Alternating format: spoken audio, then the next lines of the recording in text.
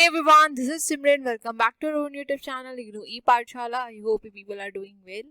So आज की इस मतलब वीडियो में अपने यूनिट 7 को कंटिन्यू करेंगे और आज हम डिस्कस करेंगे currency options, currency swaps and interest rate swaps के बारे में. इससे पहले ऑलरेडी मैं यूनिट 7 के आपको 3 वीडियोस प्रोवाइड कर चुकी हूँ, तो अगर आप में से किसी ने उन वीडियोस को नहीं देखा है, उन वीडियोस को जरूर देख लीजिएगा. लिंक ऊपर मैं आई बटन में यहाँ पे शेयर कर दूंगी. और अगर आप मेरे चैनल पे न्यू है तो मेरे चैनल को सब्सक्राइब करना मत भूलिएगा. बेल आइकन को भी जरूर प्रेस कर दीजिएगा ताकि मैं जब भी वीडियोस को अपलोड करूँ उसका नोटिफिकेशन आपके पास जरूर जाए. So without wasting any further time, let's get started. So हमने अपने पिछले वीडियो में डिस्कस किया था डेरिवेटिव इंस्ट्रूमेंट्स के बारे में, जहां पर हमने बात करी थी forward contract and forwarded agreement के बारे में. और उसके बाद हमने डिस्कस किया था फ्यूचर कॉन्ट्रैक्ट्स के बारे में. अगर आपने वीडियो नहीं देखा है तो वीडियो को जरूर देख लीजिएगा, काफी डिटेल में हमने डिस्कशन किया है. ठीक है, अब आज हम डिस्कस करने वाले हैं currency options, currency swaps and interest rate swaps के बारे में. तो बेसिकली हम बात करेंगे ऑप्शंस एंड स्वैप्स की. ठीक है, क्योंकि स्वैप्स के अंदर आपके दो आ जाते हैं, currency swaps and interest rate swaps. ठीक है, सबसे पहले बात कर लेते हैं कि करेंसी ऑप्शन क्या होता है. सो करेंसी ऑप्शन क्या है? एक ऐसा कॉन्ट्रैक्ट है जहां पर बायर के पास राइट होती है बट ऑब्लिगेशन नहीं होता है to buy or sell a specified currency at a specified exchange rate before or on and specified date. ठीक है, जो करेंसी ऑप्शन है वो एक ऐसा कॉन्ट्रैक्ट है, ऐसा डेरिवेटिव है जहां पर बायर के पास ये राइट होता है, ऑब्लिगेशन नहीं है, कंपल्शन नहीं है, ये राइट है कि वो इजीली बाय एंड सेल कर सकता है कोई भी एक स्पेसिफाइड करेंसी एक स्पेसिफाइड एक्सचेंज रेट पर, एक स्पेसिफाइड आपके टाइम पीरियड या डेट के अंदर. ठीक है, so for this right a premium is paid to the seller the amount of which varies depending on the number of contracts. और करेंसी ऑप्शन को प्रैक्टिस करने के लिए यहाँ पर हमको एक प्रीमियम भी पे करना पड़ता है सेलर को. अब ये प्रीमियम का जो अमाउंट है वो डिपेंड करता है कि हमारा कॉन्ट्रैक्ट की वैल्यू क्या है. ठीक है, so investors can hedge against foreign currency risk by purchasing a currency put और कॉल.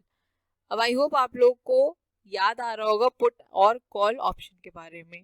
फर्स्ट ईयर में IBO 6 में हमने पुट एंड कॉल ऑप्शन पढ़ा और मैंने आपको इसके बारे में बताया भी. ठीक है, देखिए ऑप्शंस दो तरीके के होते हैं, एक होता है आपका कॉल ऑप्शन और एक होता है पुट ऑप्शन. ठीक है, कॉल ऑप्शन क्या होता है? मान लेते हैं कि कोई एक आपका पर्सन है मिस्टर ए.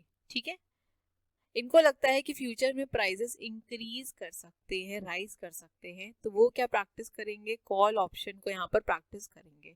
ठीक है, लेकिन अगर उनको लगता है कि फ्यूचर में जो प्राइसेस हैं वो गिर जाएंगे, वो फॉल करेंगे, तो वहां पर पुट ऑप्शन को चूज किया जाता है. ठीक है, तो buying a put gives the holder the right but not the obligation to sell a currency at a stipulated rate by the given date.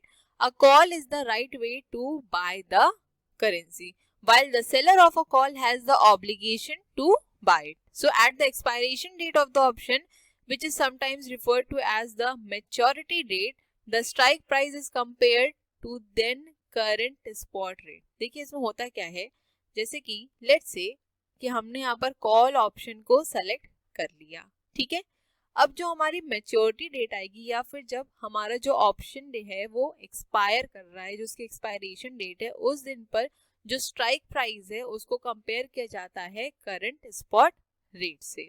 ठीक है, so depending on the type of option and where the spot rate is trading in relation to the strike, the option is exercised or expires worthless. अब देखिए क्या होता है, let's say कि call option में जो हमारे $1 की वैल्यू हमने यहाँ पर की है वो है $61. ठीक है, 61 rupees, $1 equals to 61 rupees let's say. ठीक है, और हमने यहाँ पर ये बोला था कि अगर 61 से ज्यादा बढ़ जाता है यहाँ पर, ठीक है, अगर डॉलर का जो $1 का प्राइस है मान लेते हैं कि 65 हो गया. ठीक है, अगर इससे बढ़ जाता है तब यहाँ पर हम अपना जो कॉल ऑप्शन है उसको प्रैक्टिस कर सकते हैं. लेकिन अगर फ्यूचर में जो डॉलर का प्राइस इन कंपैरिजन रुपी कम हो जाता है, मान लेते हैं कि $1 हमारा हो जाता है ₹58 का. ठीक है, तो वहां पर जो आपका कॉल ऑप्शन है वो तो वर्थलेस हो गया. क्यों? क्योंकि हमने यहाँ पर कॉल ऑप्शन किस लिए प्रैक्टिस किया था कि हमें लग रहा था कि फ्यूचर में जो प्राइसेस हैं वो इंक्रीज कर जाएंगे. तो अगर इंक्रीज करता है तो जो ये आपको डिफरेंस दिख रहा है यहाँ पर ये आपको कहीं ना कहीं प्रॉफिट हो जाता, ठीक है। लेकिन फ्यूचर में प्राइसेस फॉल भी हो सकते हैं, तो यहाँ पर इस कंडीशन में आपका जो कॉल ऑप्शन आप उसको प्रैक्टिस ही नहीं कर पाएंगे, तो वो आपका वर्थलेस हो जाएगा। तो यहाँ पर यही चीज बोल रहा है that the option is exercise और एक्सपायर्स वर्थलेस, ठीक है। या तो आप उसको एक्सरसाइज कर पाओगे और या तो वो आपका वर्थलेस हो जाएगा, ठीक। So if the option expires in the money, the currency option is cash settled. If the option expires out of money, it expires worthless. तो सिंपल से कहने का मतलब ये है कि हमने यहाँ पर जो प्रिडिक्ट किया था अगर उससे ज्यादा हमारे प्राइसेस बढ़ गए तो ठीक है, हमारे लिए सिचुएशन सही है, क्योंकि यहाँ पर हमने अपने जो कॉल ऑप्शन है उसको एक्सरसाइज कर लिया, जो भी डिफरेंस है उस समय जो प्रॉफिट जनरेट हुआ वो हमारा हो गया। लेकिन अगर फ्यूचर में प्राइसेस फॉल कर गए तो यहाँ पर हम कॉल ऑप्शन को प्रैक्टिस नहीं कर पाएंगे और ये हमारे लिए वर्थलेस हो जाएगा, ठीक है। आई होप इतना समझ में आया होगा। अब यहाँ पे एक सिंपल सा एग्जाम्पल देख लेते हैं कॉल ऑप्शन का, जिससे आपको और अच्छे से क्लियर हो जाए, ठीक है। दो कंट्रीज यहाँ पर है, एक है आपकी इंडिया और दूसरी है यूएसए, ठीक है।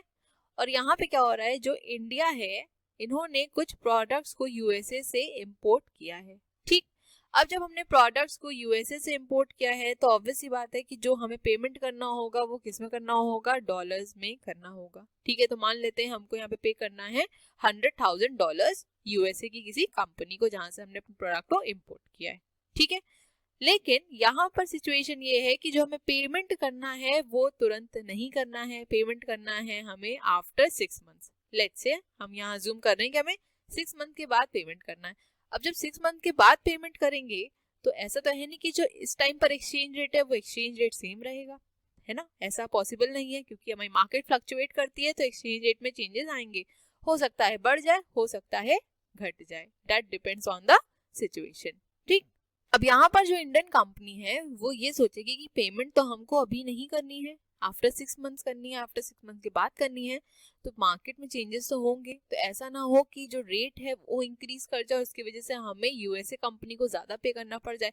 अभी लेट से $1 का रेट ₹70 है, ये फ्यूचर में बढ़ के हो सकता है 75 हो जाए, ठीक है। तो इस सिचुएशन से बचने के लिए हम क्या कर सकते हैं, ऑप्शन को यहाँ पर प्रैक्टिस कर सकते हैं, ठीक है। और मैंने आपको बताया कि ऑप्शन दो तरीके के होते हैं आपके, एक कॉल ऑप्शन होता है और एक आपका पुट ऑप्शन होता है, ठीक है। अब देखिए यहाँ पर हमको किस चीज का डर है कि फ्यूचर में रेट्स इंक्रीज करेंगे, ठीक है। तो हम क्या करेंगे, यहाँ पर कॉल ऑप्शन को एक्सरसाइज करने की कोशिश करेंगे, कॉल ऑप्शन को हम यहाँ पर मार्केट में परचेज करेंगे, ठीक है। अब कॉल ऑप्शन हमारा क्या रहेगा, जो हमारा रेट हम वो क्या बताएंगे, दैट $1 इज इक्वल टू ₹71। मतलब यहाँ पर कहने का ये है कि हमने यहाँ पर कोट कर दिया कि $1 हमारा 71 रुपीज है। अगर इससे ज्यादा इंक्रीज कर जाता है फ्यूचर में, ठीक है, तो जो भी डिफरेंस होगा वो कौन यहाँ पर ले लेगा, जो इंडियन कंपनी है उसको यहाँ पे मिल जाएगा, ठीक है। लेकिन अगर यहाँ पर सिचुएशन चेंज हो जाए, अगर यहाँ पे मान लीजिए कि ये ₹69 हो जाए, तो ऐसी सिचुएशन में आप अपने कॉल ऑप्शन को यहाँ पर प्रैक्टिस नहीं कर पाएंगे, उसको एक्सरसाइज नहीं कर पाएंगे, क्योंकि आपने यहाँ पर क्या कोट किया है कि अगर 71 रुपीज से ज्यादा जाता है तब यहाँ पर आप कॉल ऑप्शन को अपनी इजीली एक्सरसाइज कर पाएंगे, बट अगर उससे कम है तो आपके लिए ये वर्थलेस हो जाएगा, ठीक है। नेक्स्ट, अभी हमने एक स्टेटमेंट पढ़ा था कि हमें प्रीमियम पे करना पड़ता है और प्रीमियम डिपेंड करता है कि आपका कॉन्ट्रैक्ट कितना है, कॉन्ट्रैक्ट आपका कैसा है, ठीक है। तो लेट्स से कि यहाँ पर हमने प्रीमियम बोला that $1 is equal to 0.25 rupees.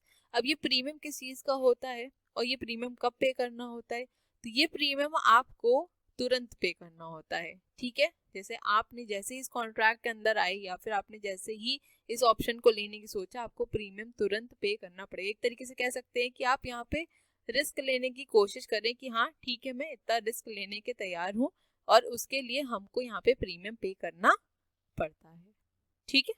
तो सिंपली समझिए करेंसी ऑप्शन क्या होता है, जहां पर हम एक करेंसी को दूसरी करेंसी के बदले बाय या सेल कर सकते हैं, जहां पर हमारे पास राइट होता है बट ऑब्लिगेशन नहीं होता है कि एक स्पेसिफाइड टाइम पीरियड के अंदर और एक स्पेसिफाइड एक्सचेंज रेट पर हम करेंसीज को बाय एंड सेल कर सकते हैं, ठीक है। अब देखिए यहाँ पर जो हमारी इंडियन कंपनी है उसने क्या सोचा था कि फ्यूचर में प्राइसेस बढ़ सकते हैं, इसीलिए उन्होंने जो ऑप्शन है इसको प्रैक्टिस किया, ठीक है, इसको एक्सरसाइज करने की कोशिश करी, ऑप्शन लिया, ठीक है। मान लेते हैं कि जो प्राइसेस हैं वो फॉल कर जाते हैं, ठीक है, ये रेट आ जाता है लेट्स से, ठीक। तो इंडियन कंपनी के लिए तो फायदे की बात है ना, क्योंकि यहाँ पर तो अब हमको कुछ कम पे करना पड़ेगा यूएसए कंपनी को। लेकिन यहीं पर अगर हम बात करें ऑप्शंस में, तो इन्होंने तो कॉल ऑप्शन को प्रैक्टिस किया था, क्योंकि इन्होंने तो प्रिडिक्ट किया ना कि फ्यूचर में जो प्राइसेस हैं वो इंक्रीज कर जाएंगे। तो यहाँ पर वो अपने कॉल ऑप्शन को तो प्रैक्टिस नहीं कर पाएंगे, ठीक है। दूसरी कंडीशन, लेट्स से कि अगर प्राइसेस इंक्रीज कर जाते हैं और हो जाता है हमारा $1 इक्वल्स टू ₹75, तो यहाँ पर तो इनको कुछ लॉस झेलना पड़ेगा, है ना, क्योंकि ज्यादा पे करना पड़ेगा। लेकिन वो ऑप्शन को यहाँ पर इजीली क्या कर सकेंगे, एक्सरसाइज कर सकेंगे। तो जो भी लॉस यहाँ पर हो रहा होगा वो इससे क्या हो जाएगा, कॉम्पनसेट हो जाएगा, या फिर कह सकते हैं कि सेटलमेंट हो जाएगा। क्योंकि हमने यहाँ पे क्या बोला था, प्रेडिक्शन क्या दिया था कि 71 रुपीज से ज्यादा अगर गया तब यहाँ पर जो डिफरेंस है वो किसका हो जाएगा, जिस कंपनी ने इसको एक्सरसाइज किया है। तो यहाँ पर जो लॉस होगा वो कहीं ना कहीं ऑप्शंस के थ्रू आप क्या कर सकते हैं, कॉम्पनसेट कर सकते हैं। तो इसीलिए इन सब डेरिवेटिव्स को यूज किया जाता है, ये हेजिंग टेक्निक्स यूज की जाती हैं, ठीक है। आई होप क्लियर हो गया होगा। सो आई होप पीछे जो अभी हमने एग्जाम्पल डिस्कस किया वो आपको अच्छे से समझ में आ गया होगा। करेंसी ऑप्शन का ये दूसरा एग्जाम्पल है, इसको भी एक बार देख लेते हैं, ठीक है। So the buyer wants to sell CAD, CAD is Canadian dollar, okay, so wants to sell Canadian dollar and buy USD but expects the Canadian dollar to depreciate relative to the USD in future। तो यहाँ पर जो buyer है वो ये predict कर रहा है कि फ्यूचर में जो हमारा कैनेडियन डॉलर है ये डेप्रिशिएट कर सकता है in comparison to US dollar, ठीक है।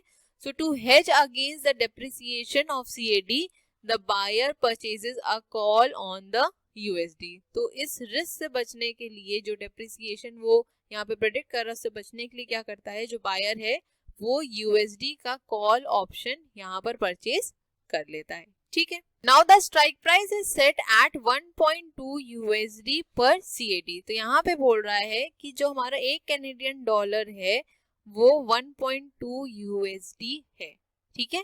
अब अगर हमारा जो कैनेडियन डॉलर है वो 1.2 से ज्यादा अगर डेप्रिशिएट करेगा तो यहाँ पर बायर क्या करेगा, अपने ऑप्शन को एक्सरसाइज करेगा, ठीक है। लेकिन अगर यही वैल्यू यहाँ पर इंक्रीज कर जाती है, हमारा कैनेडियन डॉलर यहाँ पर लेट्स से कि 1.5 USD हो जाता है, मतलब अप्रिशिएट कर जाता है, तो इसका मतलब ये है कि यहाँ पे हम क्या करेंगे, अपने ऑप्शन को अब एक्सरसाइज नहीं कर पाएंगे, ठीक है। अब हमारा जो ऑप्शन है वो क्या हो जाएगा, worthless, because it is out of the money, right, and the buyer incurs a loss of the total premium paid for the option. क्योंकि जो प्रीमियम है वो तो हमें पहले से ही पे करना पड़ता है, तो जितना भी प्रीमियम हमने पे किया होता है वो हमको वापस नहीं मिलता है। तो एक तरीके से बायर के लिए तो वो क्या हो गया, लॉस हो गया, क्योंकि जो कैनेडियन डॉलर है वो तो अप्रिशिएट कर गया और वो अपने ऑप्शन को भी यहाँ पे प्रैक्टिस नहीं कर पाया, ठीक है। तो the total premium is calculated as the premium multiplied by the contract size. तो लेट्स से यहाँ पे जो हमारा कॉन्ट्रैक्ट साइज था वो था 50,000 US डॉलर्स का और प्रीमियम हमारा था 0.1 कैनेडियन डॉलर। तो इसको हम क्या करेंगे, सिंपली मल्टीप्लाई करेंगे और ये आ जाएगा हमारा 5,000 कैनेडियन डॉलर। तो आप ये कह सकते हैं that this amount is the maximum loss on the contract, क्योंकि यहाँ पर हम अपने जो ऑप्शन है उसको एक्सरसाइज नहीं कर पाए, जो कैनेडियन डॉलर था वो अप्रिशिएट कर गया अगेंस्ट द US डॉलर। उसकी वजह से जो बायर है जिसने ऑप्शन यहाँ पर परचेज किया था उसको लॉस इनकर करना पड़ गया, क्योंकि प्रीमियम उसको डे 1 से देना पड़ रहा था, ठीक है। आई होप क्लियर हो गया होगा।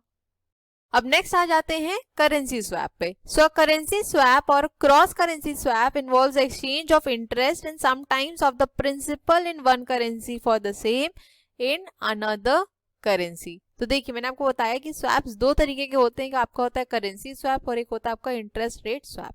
ठीक है, स्वैप का मतलब क्या होता है, उसको इंटरचेंज करना या एक्सचेंज कर लेना। तो यहाँ पर क्या किया जाता है कि एक करेंसी को दूसरे करेंसी के बदले स्वैप किया जाता है। अभी कैसे होता है इसको एग्जाम्पल के थ्रू यहाँ पे देख लेते हैं। ठीक है, एग्जाम्पल दिया है कि आपकी अमेरिकन मल्टीनेशनल कंपनी है, that is company A, may wish to expand its operation into Brazil. ठीक है, तो इनको अपने ऑपरेशंस को सेटअप करना है ब्राजील में, और साइमल्टेनियसली जो ब्राजीलियन कंपनी है हमारी कंपनी बी, इनको अपने ऑपरेशंस को सेटअप करना है या फिर इनको यूएस मार्केट में एंट्री लेनी है। तो एक तरीके से आप यहाँ पर क्रॉस देख रहे हैं, राइट, कि जो अमेरिकन कंपनी है उसको ब्राजील में जाके अपने ऑपरेशंस को सेटअप करना है, और जो हमारी ब्राजीलियन कंपनी है वो यूएस की मार्केट में एंटर करना चाह रही है। ठीक है, इतना आई होप समझ में आ गया होगा। So financial problems that company A will typically face stem from Brazilian banks unwillingness to extend loans to international corporations. ठीक, अब जो हमारी कंपनी ए है इसको यहाँ पर लोन की जरूरत है। अब लोन की जरूरत है, ऑपरेशन कहाँ सेटअप किया जा रहा है, ब्राजील में, तो ऑब्वियस सी बात है कि जो ब्राजील में बैंक्स होंगे उन्हीं के पास जाएगी लोन लेने। लेकिन जो आपके फॉरेन कंपनीज होती हैं उनको जल्दी लोन एक्सटेंड नहीं किया जाता है ना, क्योंकि हम उनकी क्रेडिबिलिटी को सही से नहीं जानते होते हैं। ठीक है, तो यहाँ पर जो ब्राजीलियन बैंक्स हैं वो थोड़ी प्रॉब्लम क्रिएट करने की कोशिश करेंगे। ठीक है, so therefore in order to take out loan in Brazil company A might be subject to a high interest rate of 10%। और ऐसा भी हो सकता है कि जो आपके ब्राजीलियन बैंक्स हैं वो एक तरफ मान लेते हैं कि लोन देने के लिए तैयार हो जाते हैं, तो वो हाई रेट ऑफ इंटरेस्ट पे ही लोन आपको प्रोवाइड करेंगे। ठीक है, so likewise company B will not be able to attain a loan with a favorable interest rate in US market। ठीक है, दोनों के साथ देखिए सेम सिचुएशन होगी। अगर कंपनी बी को भी लोन चाहिए तो वो किसके पास जाएगी, यूएस मार्केट में एंटर कर रही है तो यूएस के बैंक के पास जाएगी। अब यूएस बैंक भी सेम ही ट्रीटमेंट दे सकते हैं जैसा ब्राजीलियन बैंक दे रहे कि उनको लोन ना प्रोवाइड करे, और या फिर अगर लोन प्रोवाइड करें तो यहाँ पर जो इंटरेस्ट रेट है वो ज्यादा हो सकता है। ठीक है, so the Brazilian company may only be able to obtain credit at 9%। तो यहाँ पर कंपनी ए को कितने में मिल रहा है, 10% में, और जो ब्राजीलियन कंपनी उसको मिल रहा है 9% पे। ठीक है, आई होप इतनी बात समझ में आ गई होगी। ठीक है, नेक्स्ट देख लेते हैं क्या होता है। While the cost of borrowing in international market is unreasonably high, both of these companies have a competitive advantage for taking out loans from their domestic banks। ठीक है, देखिए यहाँ पे क्या बोल रहा है कि कंपनी ए यहाँ पे क्या कर सकती है, जो कंपनी है कहाँ की, आपकी अमेरिका की। ठीक है, तो वो सिंपली अपनी डोमेस्टिक मार्केट से लोन उठा ले, राइट, और जो कंपनी बी है दैट इज आपकी जहां ब्राजील की जो कंपनी है वो अपनी डोमेस्टिक मार्केट से लोन उठा ले, तो दोनों के लिए यहाँ पे क्या हो जाएगा, कॉम्पिटिटिव एडवांटेज हो जाएगा। ठीक है, so company A can hypothetically take out a loan from the American bank at 4% and company B can borrow from its local institution at 5%। अब वही अगर कंपनी ए ब्राजील के बैंक से लोन ले रही थी तो कितना यहाँ पर दे रहे थे वो लोग, इंटरेस्ट 10% का इंटरेस्ट चार्ज कर रहे थे, है ना, और कंपनी बी पे कितना चार्ज किया जा रहा था, यूएस बैंक में 9% पे। लेकिन जब इन लोगों ने इंडिविजुअली अपनी डोमेस्टिक मार्केट से लोन उठाया तो कंपनी ए को कितने में मिल जा रहा है, 4% पे, और कंपनी बी को 5% पे। तो यहाँ पर आपको ये गैप देखने को मिल रहा है, राइट। तो यहाँ पे जो कंपनी है ये बेनिफिट कमा सकती है, इसीलिए इसको बोला गया कॉम्पिटिटिव एडवांटेज, क्योंकि हमको 9% पे करना पड़ता है जहाँ पे हम 5% पे इजिली लोन को उठा सकते हैं। ठीक है, now based on the company's competitive advantage of borrowing in the domestic markets, company A will borrow the funds that company B needs from the American bank। अब ठीक है, अब यहाँ पर जो कंपनी ए है वो क्या करेगी, कंपनी बी को जितने भी लोन और अमाउंट की जरूरत थी वो क्या करेगी, कंपनी बी के लिए उठाएगी। कौन, कंपनी ए। कंपनी ए कहाँ की, आपकी अमेरिका की, ठीक। और वाइसे वर्सा कंपनी बी क्या करेगी, ब्राजीलियन बैंक से उतना लोन उठाएगी जितना कंपनी ए को यहाँ पर रिक्वायरमेंट है।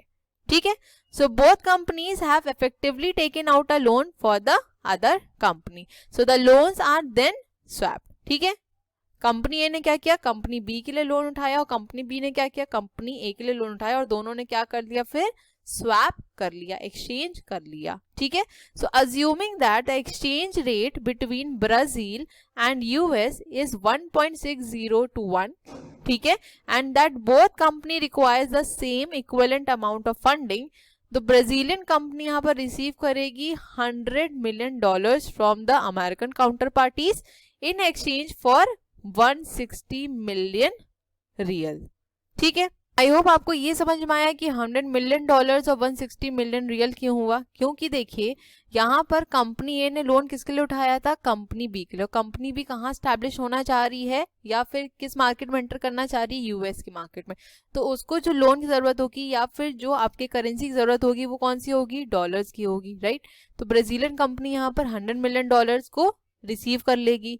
वहीं अगर कंपनी ए की बात करें तो कंपनी ए कहाँ स्टैब्लिश या अपने ऑपरेशन को सेटअप करना चाह रही है, ब्राजील में, तो उनको ब्राजीलियन करेंसी यहाँ पर जरूरत होगी, तो वो हो जाएगा 160 million रियल, ठीक है। So these notional amount are swapped. So company have to pay interest on loans to their respective domestic bank in the original borrowed currency. तो जिस भी करेंसी में डोमेस्टिक बैंक से लोन लिया गया है उसी करेंसी में यहाँ पर इंटरेस्ट पे किया जाएगा। तो सिंपल सा है, कहने का मतलब ये है कि कंपनी ए ने अगर अमेरिकन बैंक से लिया है तो जिस भी करेंसी में लिया है, ऑब्वियसली बात है डॉलर्स में लिया है, तो आपको जो इंटरेस्ट है वो डॉलर्स में ही पे करना होगा। कंपनी बी ने ब्राजीलियन करेंसी में लिया है तो उनको ब्राजीलियन करेंसी में इंटरेस्ट पे करना होगा, ठीक है। Although company B swapped BRL for USD, it still must satisfy its obligation to the Brazilian bank in real. So company A faces a similar situation with its domestic bank, ठीक है। यहाँ पर note करने वाली चीज ये हो सकता है आपने भी ये चीज नोटिस की हो कि जो ब्राजीलियन कंपनी है उसको मिला $100 million, जो आपकी अमेरिकन कंपनी है उसको मिला यहाँ पे 160 million रियल, ठीक है। तो आप कहेंगे कि यहाँ पे मैम ये इक्विवेलेंट तो नहीं हो सकता, बिल्कुल नहीं हो सकता। लेकिन जो कंपनीज होती हैं जब भी वो कोई कॉन्ट्रैक्ट करती हैं, किसी कॉन्ट्रैक्ट में आती हैं, तो वो पहले इस चीज को यहाँ पर डिफाइन कर लेती हैं कि अगर ऐसा कुछ होता है, फ्लक्चुएशंस होते हैं, तो हम आपस में उसको एडजस्ट कर लेंगे, ठीक है। तो ये जब कॉन्ट्रैक्ट होता है उसी टाइम पर ही डिसाइड कर लिया जाता है, क्योंकि कोई भी करेंसी आपकी प्रॉपर इक्विवेलेंट नहीं हो सकती है, ठीक है। तो आपकी क्योंकि मार्केट फ्लक्चुएट हो रही है तो किसी ना किसी एक करेंसी का जो प्राइस है वो अप्रिशिएट करेगा, किसी ना किसी का डिप्रिशिएट करेगा ही करेगा, ठीक है। आई होप क्लियर हो गया होगा। अब लास्ट टॉपिक है हमारा interest rate swap. So an interest rate swap is a type of derivative contract through which two counterparties agrees to exchange one stream of future interest payments for another based on a specified principal amount. तो अभी हमने currency swap पढ़ा जहां पर currencies का exchange होने बात होती है। इंटरेस्ट रेट स्वैप में क्या होता है, आपके जो इंटरेस्ट रेट होते हैं वो स्वैप होते हैं, ठीक है। So in most cases interest rate swap include the exchange of a fixed interest rate for a floating exchange rate. तो आपको यहाँ पे याद रखना है कि जो यहाँ पे स्वैप होता है वो क्या होता है, फिक्स्ड इंटरेस्ट रेट के बदले आपका फ्लोटिंग रेट चेंज होता है, ठीक है। Basically interest rate swap occurs when two parties, one of which is receiving fixed rate interest payment and the other of which is receiving floating rate payment mutually agrees that they would prefer the other party loan arrangement over their own. So I hope इस statement आपको समझ में आ रहा होगा। यहाँ पे क्या बोल रहा है कि जो आपकी दो पार्टीज हैं, लेट्स से एक पार्टी आपका यहाँ पर फिक्स्ड रेट इंटरेस्ट रिसीव कर रही है और दूसरी पार्टी यहाँ पर फ्लोटिंग रेट इंटरेस्ट या फ्लोटिंग रेट पेमेंट्स को यहाँ पर रिसीव कर रही है।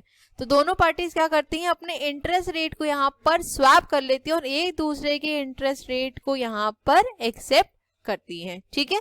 So the party being paid based on a floating rate decides that they would prefer to have a guaranteed fix rate. तो जिनके पास फ्लोटिंग रेट था वो क्या ले लेंगे अब यहाँ पे, fixed rate, while the party that is receiving a fixed payment believes that the interest rate may rise, and to take the advantage of that situation if it occurs to earn higher interest payment they would prefer to have a floating rate। क्योंकि जो floating rate होता है उसमें risk बहुत involve होता है, लेकिन chances होते हैं कि आपको प्रॉफिट भी हो और लॉस भी हो। तो जो भी रिस्क लेना पसंद करते हैं वो जनरली फ्लोटिंग रेट को यहाँ पर प्रेफरेंस देते हैं, ठीक है। One that will rise if and when there is a general uptrend in the interest rate, simply आपको याद रखना है कि इंटरेस्ट रेट स्वैप में क्या है, दो पार्टीज आपकी इन्वॉल्व हैं। एक पार्टी आपकी यहाँ पे फिक्स्ड इंटरेस्ट रेट को प्रैक्टिस कर रही है और दूसरी पार्टी आपकी फ्लोटिंग रेट को प्रैक्टिस कर रही है। जो फ्लोटिंग रेट को प्रैक्टिस कर रही है वो स्वैप कर लेती है फिक्स इंटरेस्ट रेट से, क्योंकि उसको एक फिक्स्ड गारंटीड यहाँ पर इंटरेस्ट रेट चाहिए। और जो आपकी फिक्स रेट वाली पार्टी है वो यहाँ पर एक्सेप्ट कर लेती है फ्लोटिंग रेट, क्योंकि उसको लगता है कि फ्यूचर में यहाँ पर प्राइसेस राइज करेंगे तो चांसेस हैं कि वो प्रॉफिट को अर्न कर सकती है। ठीक है, इतना क्लियर हो गया होगा I hope. So in an interest rate swap the only thing that actually get swapped are the interest payment. ठीक है, तो सिर्फ इंटरेस्ट पेमेंट ही यहाँ पर आपका स्वैप किया जाता है। So an interest rate swap as previously noted is a derivative contract. The parties do not take ownership of the other party debt. तो यहाँ पर सिर्फ और सिर्फ इंटरेस्ट पेमेंट का स्वैप हो रहा है। जो आपकी पार्टीज इन्वॉल्व है उनकी जो डेट है उसकी ओनरशिप यहाँ पर दूसरी पार्टी नहीं लेती है। ठीक है, सिर्फ इंटरेस्ट रेट ही स्वैप होता है। So instead they merely make a contract to pay each other the difference in loan payment as specified in the contract. यहाँ पर सिंपली क्या होता है कि जो आपका डिफरेंस आ रहा है सिर्फ उसी को ही पार्टीज पे करती हैं। They do not exchange debt assets, ना ही वो डेट असेट्स को यहाँ पर एक्सचेंज करती है, ना ही वो फुल अमाउंट पे करती हैं इंटरेस्ट का। Only the difference due as a result of the swap contract, क्योंकि जब हमने स्वैप किया है उसकी वजह से जो डिफरेंस अराइज हुआ है सिर्फ और सिर्फ उतना ही पे किया जाता है, ना ही आपकी जो डेट असेट्स है उनके एक्सचेंज करने में जो लगा उसके लिए पे किया जाएगा, ना ही फुल अमाउंट पे किया जाएगा। जब हमने स्वैप किया है उस टाइम पर जो डिफरेंस आ रहा है सिर्फ और सिर्फ उसको ही पे करती है पार्टीज। ठीक है, क्लियर। यहाँ पर देख लेते हैं इंटरेस्ट रेट स्वैप का एक एग्जांपल जिससे आपको क्लियर हो जाए। तो यहाँ पे आपकी दो कंपनीज हैं, एक है हमारी कंपनी ए और एक है हमारी कंपनी बी। ठीक है, make an interest rate swap agreement with a nominal value of $100,000। तो हमारी जो स्वैप अग्रीमेंट की वैल्यू कितनी $100,000 है। कंपनी ए बिलीव करती है that the interest rate are likely to rise over the next couple of years and aims to obtain exposure to potentially profit from a floating interest rate return. तो company यहाँ पर believe करेगी future में rates rise करेंगे और वो profit को earn कर सकेगी, तो इसलिए वो फ्लोटिंग इंटरेस्ट रेट की तरफ जाना चाह रही है। वहीं कंपनी बी की बात करें, is currently receiving a floating interest rate but is more pessimistic about the outlook of the interest rate. ठीक है, इनको लग रहा है कि हो सकता है कि फ्यूचर में यहाँ पर मुझे लॉस ना हो जाए अगर इंटरेस्ट रेट में यहाँ पे कुछ भी फ्लक्चुएशंस हुए। तो इसकी वजह से company B is motivated by a desire to secure risk protection against possible declining rates in the form of getting fixed rate return locked in for a period. तो यहाँ पे सिचुएशन क्या है कि जो कंपनी ए है ये चाह रही है फ्लोटिंग रेट, ठीक है, और जो कंपनी बी है ये क्या चाह रही है, ये चाह रही है हमारा फिक्स्ड रेट। ठीक, अभी दोनों के पास क्या है, इनके पास है फिक्स्ड और इनके पास है फ्लोटिंग। तो ये लोग क्या करेंगे, आपस में कर लेंगे स्वैप। ठीक है, तो the two companies enter into a 2-year interest rate swap contract with a specified nominal value of $100,000। ठीक है, सो कंपनी ए ऑफर करती है कंपनी बी को फिक्स्ड रेट ऑफ 5%, क्योंकि कंपनी बी को क्या चाहिए, फिक्स रेट चाहिए। तो कंपनी ए ऑफर कर रही है 5% का fix rate in exchange for receiving a floating rate of LIBOR plus 1%। ठीक है, और जो कंपनी बी है वो कितना ऑफर कर रही है, लिबोर प्लस 1%। किसको, कंपनी ए को, क्योंकि उनको चाहिए फ्लोटिंग रेट। ठीक, so the current LIBOR rate at the beginning of the interest rate swap agreement is 4%। तो 4% है हमारा लिबोर रेट प्लस 1, तो ये भी हो जाएगा हमारा 5%। तो therefore to start out the companies are on the equal ground with both receiving 5%, right? So company A has the 5% fixed rate and the company B is getting the labor at 4 plus 1, that is 5%। ठीक है, तो दोनों companies ही यहाँ पे क्या कर रही हैं, सेम लेवल पर अभी हैं, 5% का इंटरेस्ट रेट यहाँ पर मिल रहा है। ठीक है, now assume that the interest rate do rise with the LIBOR rate having increased to 5.25%। तो अभी कितना था हमारा, 5% था ना, लिबोर रेट प्लस 1% था, लिबोर हमारा था 4%, ठीक है। तो अभी टोटल था 5%, लेकिन लेट्स से कि जो इंटरेस्ट रेट है वो हमारा राइज कर जाता हो जाता है 5.25% by the end of the first year of the interest rate swap agreement. Okay, so let's further assume that the swap agreement states that the interest payment will be made annually. तो जो interest rate का payment होगा वो होगा annually, and that the floating rate for company B will be calculated using the prevailing LIBOR rate at the time that interest payment are due. तो उसी time का ही यहाँ पर कंसिडर किया जाएगा. So company A owes company B the fixed rate return of $5,000. $5,000 कैसे? 5% हमारा rate of interest था और हमारा जो नोशनल वैल्यू थी वो कितनी थी? $100,000. तो इसका 5% निकालेंगे तो आ जाएगा आपका $5,000, ठीक है. However, since interest rate have risen as indicated by the benchmark LIBOR rate having increased to 5.25%, now company B owes to company A $6,250, ठीक है. क्योंकि यहाँ पर हमारा जो इंटरेस्ट रेट है वो हो गया 5.25% प्लस 1%, तो ये टोटल बन जाता है आपका 6.25%, और इसका निकालेंगे हम लोग $100,000, तो ये निकल के आएगा आपका 6,250. कंपनी ए को यहाँ पे कंपनी बी को कितना पे करना है? $5,000, और कंपनी बी को यहाँ पे कंपनी को कितना पे करना है? $6,250 यहाँ पे करना है, ठीक है. So to avoid the trouble and expenses of both the parties paying the full amount due to each other, the swap agreement terms states that only the net difference in the payment is to be paid, ठीक है. तो 5,650 में difference जितना आएगा that is आपका 1,250, इतना ही पे किया जाएगा. अब ये किसको पे किया जाएगा? ऑब्वियसली कंपनी ए इसको रिसीव करेगी, मतलब कंपनी बी पे करेगी, क्योंकि कंपनी ए को तो यहाँ पे सिर्फ 5,000 पे करना था, लेकिन कंपनी बी कंपनी ए को कितना वो कर रही थी?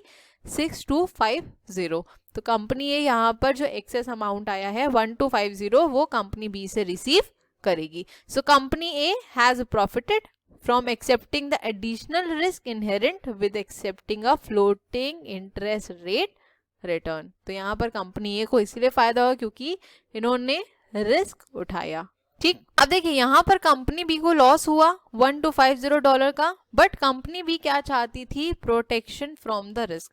तो वो चीज कंपनी बी की भी यहाँ पर इजिली फुलफिल हो गई, भले उसको यहाँ पे थोड़ा सा लॉस जरूर इनकर करना पड़ा, ठीक है.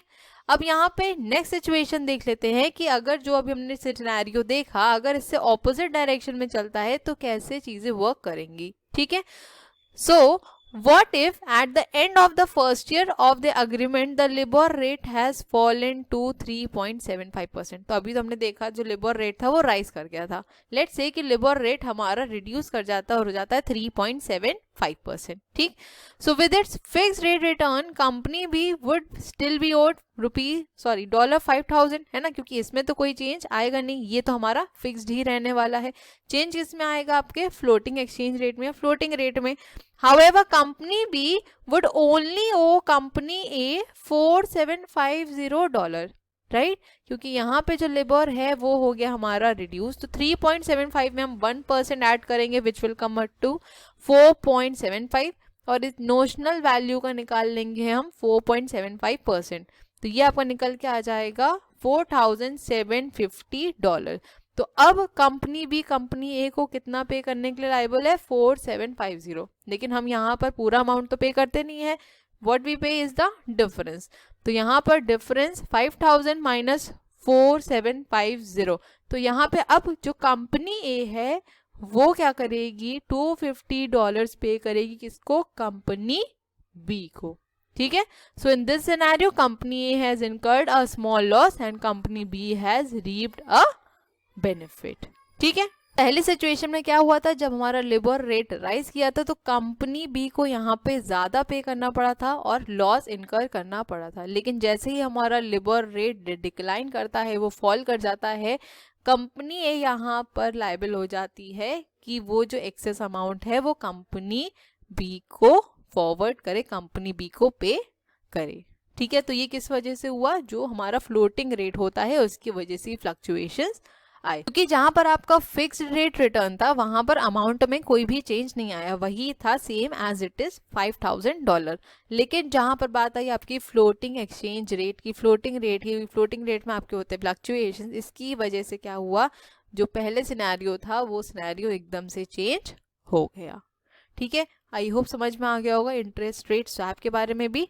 और यहाँ पर आपका ये यूनिट कंप्लीट हो जाता है। एंड आई होप कि सारे टॉपिक्स अच्छे से समझ में आ गए हैं। वीडियो को 2 से 3 बार ज़रूर देखिएगा, क्योंकि ये टॉपिक्स थोड़े से डिफरेंट है, थोड़े से डिफिकल्ट हैं, और एग्जाम में यहाँ से क्वेश्चंस आपको देखने को मिलेंगे ही मिलेंगे। ठीक है, so thank you so much for watching. Please video को लाइक ज़रूर कर दीजिएगा, और अगर अभी तक चैनल को सब्सक्राइब नहीं किया है तो चैनल सब्सक्राइब कर लीजिए, बेल आइकन को भी ज़रूर प्रेस कर दीजिएगा, ताकि मैं जब भी वीडियोस का अपलोड करूं उसका नोटिफिकेशन आपके पास ज़रूर जाए। अपने फीडबैक देना मत भूलिएगा, वीडियोस को ज़्यादा से ज़्यादा शेयर करिएगा। मिलेंगे अपने नेक्स्ट वीडियो में। Till then stay safe, stay healthy, bye bye, take care.